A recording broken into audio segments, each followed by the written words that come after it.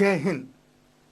आज हम आपको दिखाएंगे कांग्रेस की गैंगबाजी, राहुल की भूल, राहुल गांधी की भूल और छठे फेज की सूरत। Welcome to election news line.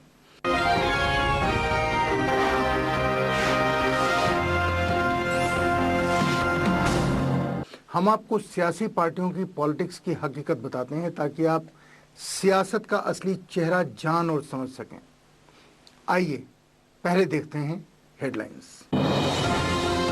UP में कांग्रेस के कैंपेन को किसने किया हाईजैक और क्या है पार्टी की अंदरूनी गुटबाजी का राज?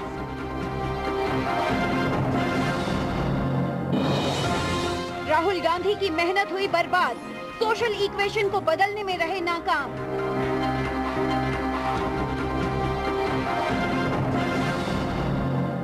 छठे फेज में आरएलडी कांग्रेस गठबंधन का होगा इम्तिहान, सतीश मिश्र और राजनाथ सिंह की किस्मत भी दांव पर।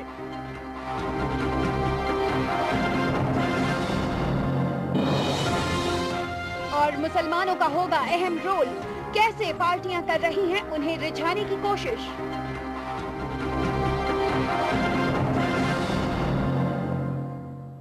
इलेक्शन न्यूज लाइन में आज हमारे पास एक एक्सक्लूसिव रिपोर्ट है। आज हम आपको बताएंगे कैसे गुटबाजी ने कांग्रेस पार्टी की लुटिया डुबो दी। कांग्रेस के कई बड़े नेता नाराज हैं। नाराजगी का आलम यह है कि देश चलाने वाले कांग्रेसी नेताओं को इससे कोई मतलब नहीं कि यूपी में क्या हो रहा है।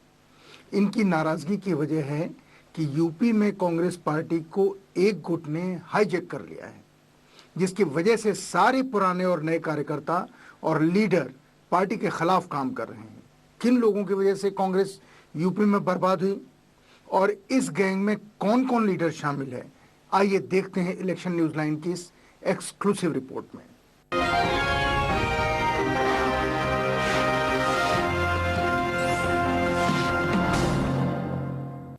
उत्तर प्रदेश इलेक्शन शबाब पर है, लेकिन कांग्रेसी पार्टी के कई लीडर नाराज हैं।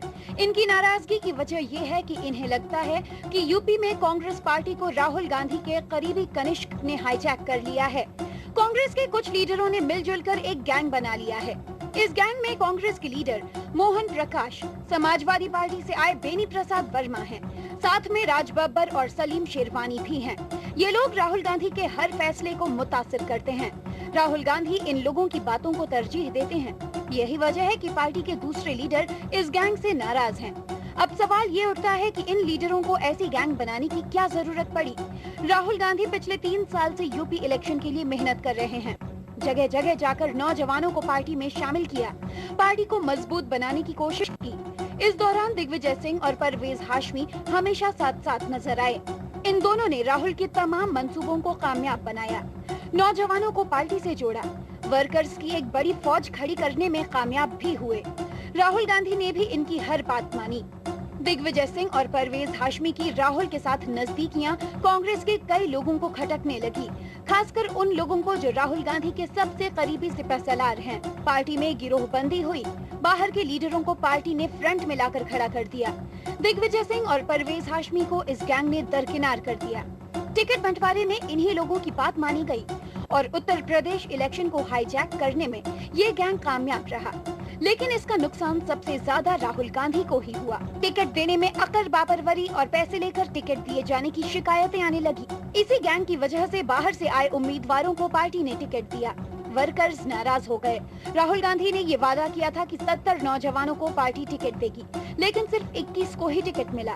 कांग्रेस के लिए यूपी इलेक्शन राहुल गांधी के कैंपेन और रोड शो तक ही सिमट गया और तंजीम टूट गई। इसका नतीजा ये हुआ कि पार्टी की परफॉर्मेंस पर सवाल खड़े हो गए। कांग्रेस के पुराने वफादारों के मुताबिक पार्टी की हालत ऐसी है कि बेनी प्रसाद के बेटे सलमान खुर्शीद की बीवी, सलीम शेरवानी का भाई और रशीद मसूद के बेटे इलेक्शन हारने की कगार पर हैं। इसीलिए कांग्रेस को ब्राह्मणों की हिमायत मिल जाती। परवेज हाशमी को दिल्ली का वजीर आला बनाकर मुसलमानों का पूरी हिमायत हासिल करने में कामयाब हो जाती, लेकिन कांग्रेस ने ऐसा नहीं किया। ये कांग्रेस की एक भूल है।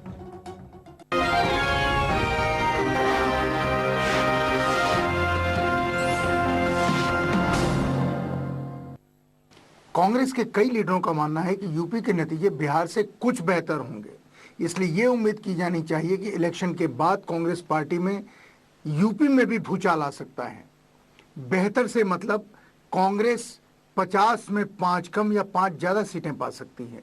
नोट करने वाली बात यह है कि यूपी का इलेक्शन दूसरी पार्टियों के लिए तो सरकार बनाने की लड़ाई है, लेकिन कांग्रेस के लिए यह इलेक्शन भविष्य का सवाल बन गया है। यहां राहुल गांधी की साख, प्रियंका गांधी की साख और साथ ही सोनिया गांधी की साख दांव पर लगी हुई है। लेकिन दिल्ली में बैठे कई बड़े मंत्री चुनाव कैंपेन में उनका साथ तक देने नहीं पहुंचे।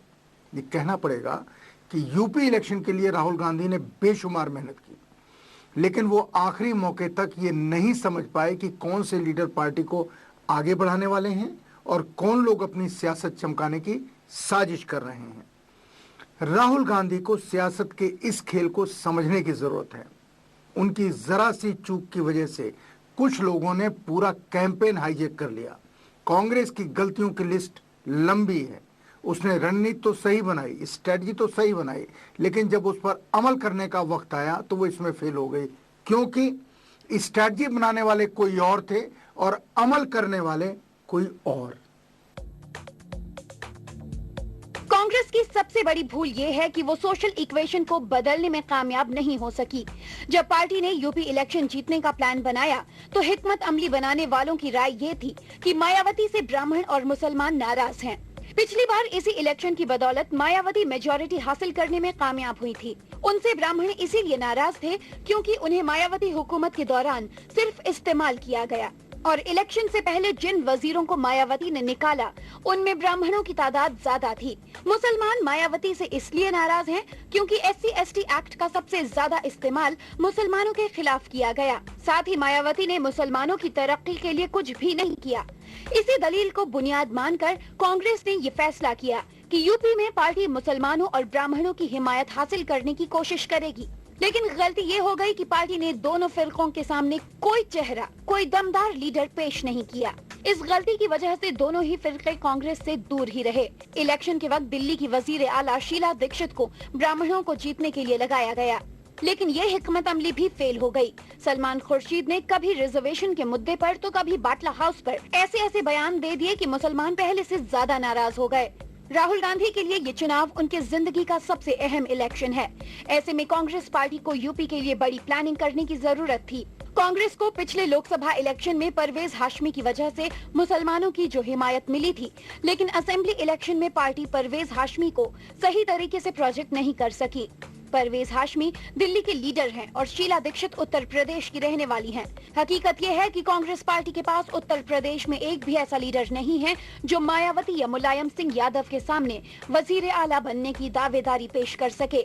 बेहतर तो ये होता कि जिस तरह बीजेपी ने उमा भारती के नाम का ऐलान वजीर आला के तौर पर किया, उसी तरह शीला दीक्षित को भी यूपी के वजीर आला का उम्मीदवार बना देती और परवेज हाशमी को दिल्ली का वजीर आला बना देती।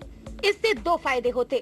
यूपी में कोई भी ब्राह्मण वजीर आला के ओहदे का उम्मीदवार नहीं है, ये कांग्रेस को ब्राह्मणों की हिमायत मिल जाती। परवेज हाशमी को दिल्ली का वजीर आला बनाकर मुसलमानों का पूरी हिमायत हासिल करने में कामयाब हो जाती, लेकिन कांग्रेस ने ऐसा नहीं किया। ये कांग्रेस की एक भूल है। कांग्रेस की इस भूल से उसे ब्राह्मणों और मुसलमानों का भी समर्थन नहीं मिल सका और कई जमीनी लीडर्स भी नाराज हो गए।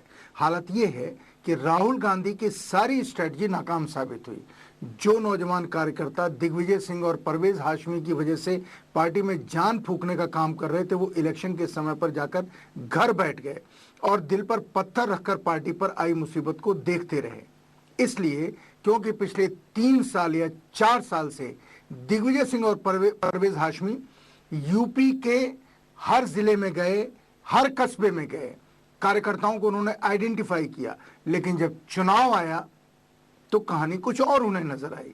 लोगों ने कुछ और देखा। एक ब्रेक लेते हैं, ब्रेक के बाद आपको दिखाएंगे छठे फेज के इलेक्शन की सूरत हाल क्या है।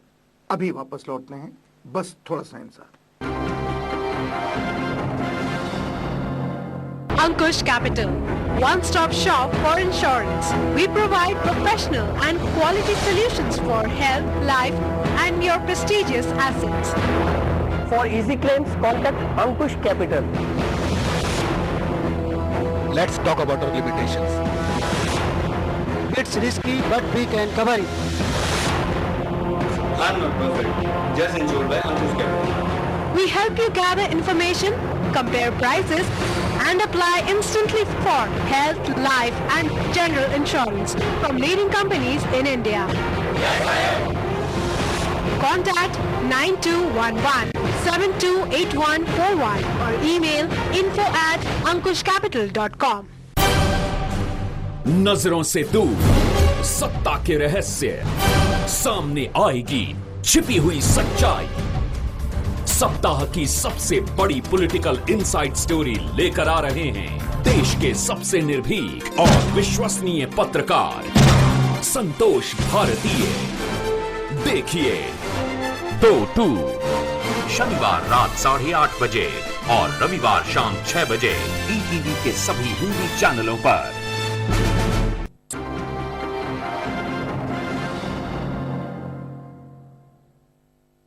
Welcome back. गंगा यमुना के दुआबे वाले पश्चिमी उत्तर प्रदेश के 13 जिलों की 68 सीटों पर 28 फरवरी को वोटिंग होनी है।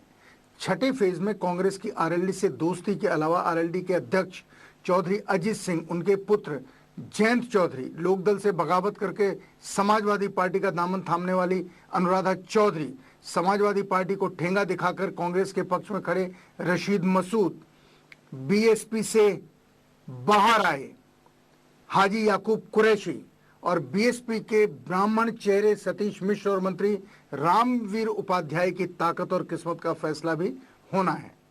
पूर्व मुख्यमंत्री राजनाथ सिंह का संसदीय क्षेत्र भी यही है और उनके सबसे बड़े प्रतिद्वंदी रहे कल्याण सिंह के दमखम का इम्तिहान भी यही होना है। आइए देखते हैं कि छठे फेज के इलेक्शन की शक्ल सूरत क्या होने जा रही है, क्या समीकरण अब तक बन पाए हैं और यहाँ के मुद्दे क्या हैं।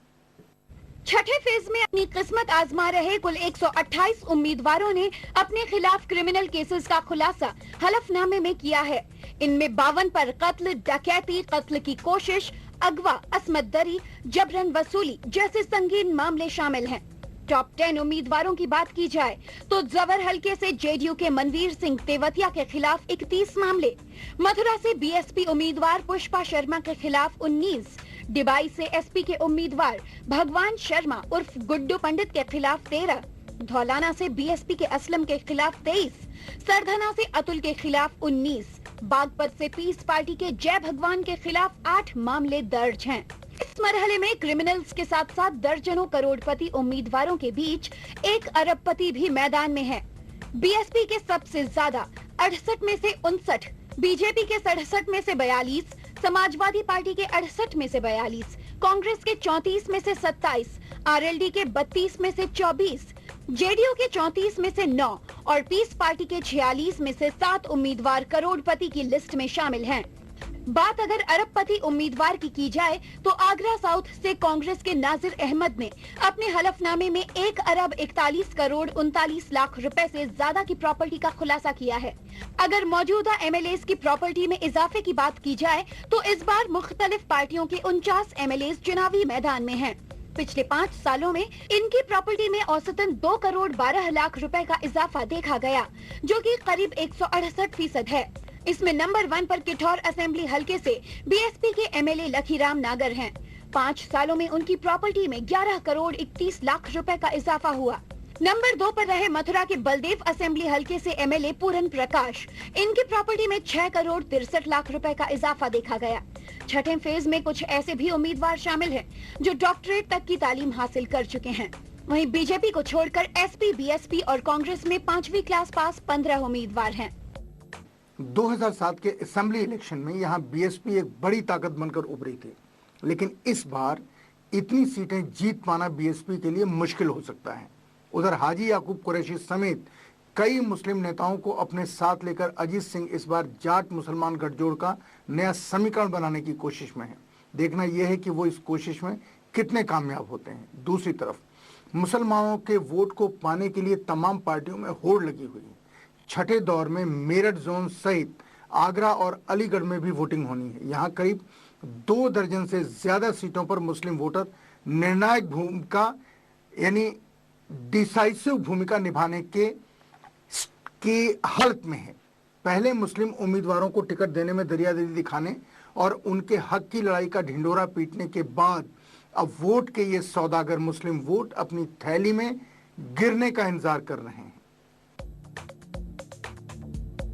मुस्लिम उम्मीदवारों को मैदान में उतारने में बीएसपी पहले नंबर पर रही, समाजवादी पार्टी दूसरे और तीसरे नंबर पर कांग्रेस आरएलडी गठबंधन रहा, जिसने मगरबी उत्तर प्रदेश में सबसे ज्यादा मुस्लिम उम्मीदवारों को मैदान में उतारा है। मगरबी उत्तर प्रदेश में करीब 2.5 दर्जन सीटें ऐसी हैं जहां मुस्लिम वोटर्स अहम रोल निभाते रहे हैं।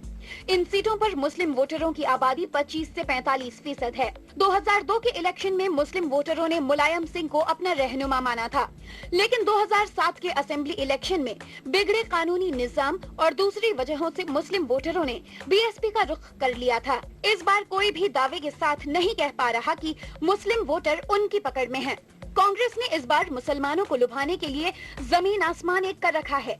वैसे 90 की दहाई से पहले कांग्रेस का मुसलमानों पर खासा असर था। बाद में मुलायम सिंह यादव और मायावती के बीच मुस्लिम वोटों पर हक जताने की होड़ लग गई। मुसलमान बीजेपी के खौफ से कभी बीएसपी तो कभी एसपी के साथ जाता रहा, लेकिन इस बार मुस्लिम वोटरों ने आखिरी वक्त तक अपने पत्ते नहीं खोले हैं। इस खामोशी को देखते हुए कांग्रेसी एसपी या बीएसपी कोई भी दावा करने की हालत में नहीं है। मगरबी उत्तर प्रदेश में बीएसपी ने 48 मुस्लिम उम्मीदवार मैदान में उतारे हैं, तो कांग्रेस और आरएलडी गठबंधन के 23 मुस्लिम उम्मीदवार अपनी किस्मत आजमा रहे हैं। बीएसपी के कद्दावर लीडर नसीमुद्दीन सिद्दीकी और मुनकाद अली समेत दूसरे मुस्लिम लीडर बड़ी तादाद में यहां जलसे करके मुस्लिम वोटरों को लुभाने की कोशिश कर रहे हैं, लेकिन आखिरी वक्त में लोकायुक्त के जरिए नसीमुद्दीन को दबउनवानी के खिलाफ सीबीआई तफ्तीश की सिफारिश से बीएसपी का ये मुस्लिम चेहरा दागदार हो गया। मुलायम सिंह मेरठ में रैली कर चुके हैं। पसमानदा मुसलमानों के मफाद की बात करके बीजेपी भी मगरबी यूपी में मुस्लिम इजलास कर रही है। पिछले असेंबली इलेक्शन में भी बीएसपी ने बड़ी तादाद में मुस्लिम उम्मीदवार मैदान में उतारे थे। पिछली बार हाजी याकूब कुरैशी यूडीएफ के टिकट पर चुनाव जीते थे, लेकिन बाद में वो बीएसपी में शामिल हो गए। इस बार याकूब कुरैशी लोकदल के टिकट पर सरधना से उम्मीदवार हैं। इसी तरह दूसरी पार्टियों ने भी मुस्लिम वोट हासिल करने के लिए कुछ न कुछ तरकीब लगाई है, लेकिन अभी तक ये तस्वीर साफ नहीं हो पाई है कि मुस्लिम वोटों का रुझान पूरी तरह किसी एक पार्टी के हक में है या नहीं। एक ब्रेक लेते हैं और ब्रेक के बाद आपको बताएंगे किसने 5 लाख का गिफ्ट हैम्पर जीता और कौन बना आज का सबसे बेहतरीन शहरी, बेहतरीन वोटर। बस थोड़ा सा इंतजार, अभी वापस लौटते हैं। Ankush Capital, one-stop shop for insurance. We provide professional and quality solutions for health, life and your prestigious assets. For easy claims, contact Ankush Capital. Let's talk about our limitations. It's risky, but we can cover it. I'm not perfect. Just insured by Ankush Capital. We help you gather information, compare prices and apply instantly for health, life and general insurance from leading companies in India. Contact 9211-728141 or email info@ankushcapital.com. नजरों से दूर सत्ता के रहस्य, सामने आएगी छिपी हुई सच्चाई। सप्ताह की सबसे बड़ी पॉलिटिकल इनसाइड स्टोरी लेकर आ रहे हैं देश के सबसे निर्भीक और विश्वसनीय पत्रकार संतोष भारतीय। देखिए 2-2 शनिवार रात 8:30 बजे और रविवार शाम 6 बजे ईटीवी के सभी हिंदी चैनलों पर।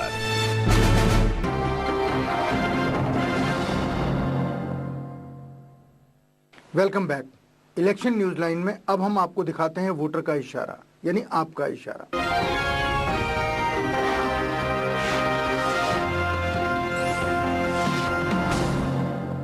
अब तक जितने चुनाव के चरण बीत चुके हैं उनमें और उनसे ज्यादा आने वाले 2 चरणों में वोटर इशारा कर रहा है, और खासकर मुस्लिम वोटर। रिजर्वेशन के बारे में कांग्रेस क्या कोई साफ बात कहेगी?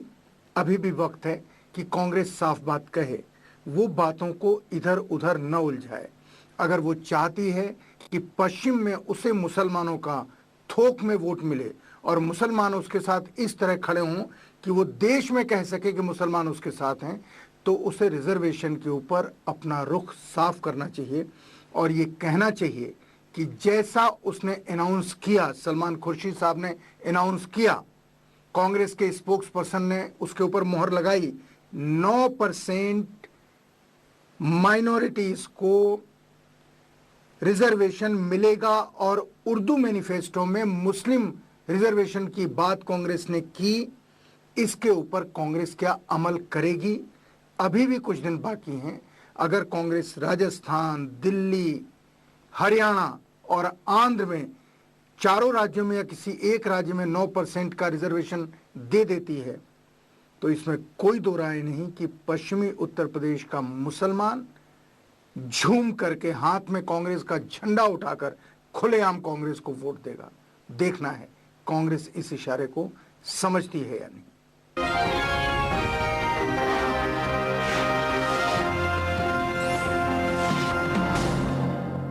इलेक्शन न्यूज लाइन में अब वक्त है आज के विनर का नाम बताने का। आज का सबसे बेहतरीन सवाल कटरा, घनौरा, जेपी नगर से सलाउद्दीन अंसारी ने पूछा है। उनका सवाल है कि मुसलमानों ने जिस पार्टी का भी साथ दिया है उसने मुसलमानों के साथ ही सौतेला बर्ताव किया। क्या राजनीतिक पार्टियां मुसलमानों के वोट की कुछ भी अहमियत नहीं समझती? ये सवाल अहम इसलिए है क्योंकि आज़ादी के बाद से अब तक इस मुल्क के मुसलमानों ने ज्यादातर कांग्रेस पार्टी पर ही भरोसा किया, लेकिन आज अगर उनकी हालत दलितों से भी बदतर है तो इसके लिए कांग्रेस का सौतेला रवैया ही जिम्मेदार है। इस अहम सवाल के लिए सलाउद्दीन अंसारी साहब को आज के सबसे जागरूक शहरी और सबसे जागरूक वोटर का खिताब दिया जाता है। आपको 5 लाख का गिफ्ट हैम्पर मुबारक। आज के सबसे जागरूक शहरी को डेली मल्टीमीडिया लिमिटेड की तरफ से मिलता है 5 लाख का गिफ्ट हैम्पर। इस इनाम के स्पॉन्सर है अंकुश कैपिटल।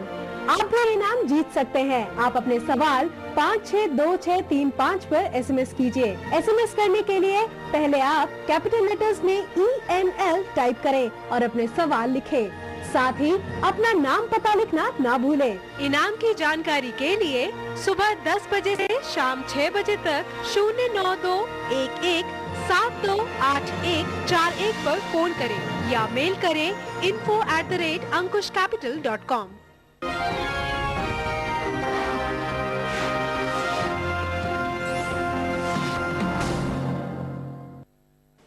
यूपी असेंबली इलेक्शन के छठे फेज में भी एक बार फिर धन बल और बाहुबल का जोर है।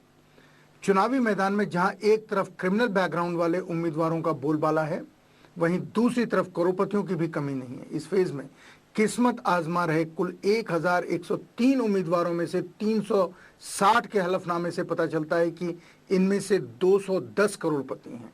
128 के खिलाफ क्रिमिनल केसेस दर्ज हैं। सबसे अधिक एसपी के यानी 46% कैंडिडेट्स के खिलाफ क्रिमिनल केसेस दर्ज हैं। आगरा साउथ से कांग्रेस के उम्मीदवार के पास सबसे अधिक प्रॉपर्टी है, संपत्ति है। इनके पास 141 करोड़ 39 लाख रुपए हैं, यानी ये अरबपति हैं। इस फेज में महज 8% महिला उम्मीदवार ही मैदान में हैं। 188 उम्मीदवार ग्रेजुएट हैं, जबकि 56 8वीं पास या इससे कम एजुकेटेड हैं। कैसा उम्मीदवार चुनेंगे? थोड़ा वक्त बचा है और सिर्फ 2 दौर बचे हैं।